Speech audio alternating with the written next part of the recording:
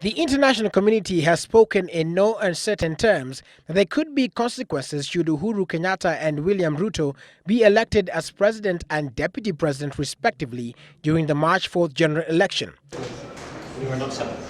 This position by the various envoys, the subject of a meeting between them and Foreign Affairs Minister Professor Sam Ongeri at his office here in Nairobi on Monday. About 25 EU envoys attended the meeting where Ongeri stated the government's stance on what is the EU policy of maintaining only essential contact with the ICC inductees. We do not have contact with ICC indictees unless it is essential. The remarks by EU envoys are clearly inflammatory and could have the effect of polarizing the country.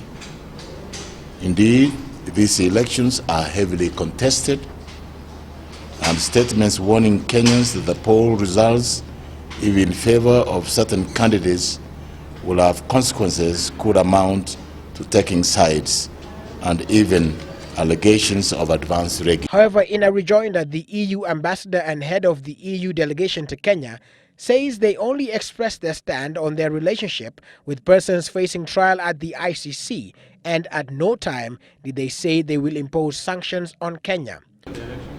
The word sanctions, it's good that you ask, has never been used by us. Never. Why would there be sanctions? What we did say to the minister is that we are very keen to see a prosperous Kenya, that we are keen to see no violence. Violence does not produce a conducive investment climate. Pressure continued to grow as France also stated its position that Kenya has a right to elect their leader, but Paris would have only essential contact with Kenya if the ICC accused are involved, adding his voice to the international community that gathered courage to caution Kenyans over an Uhuru Ruto government. We, as the United States, do not have a candidate nor a choice in this election process. Choices have consequences. We live in an interconnected world, and people should be thoughtful about the impact that their choices have on their nation and the world in which they live.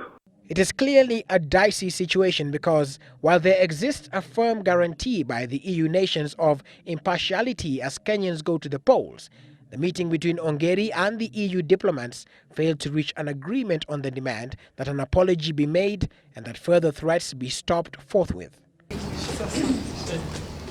Willis Raburu, Citizen Live at 9, Nairobi.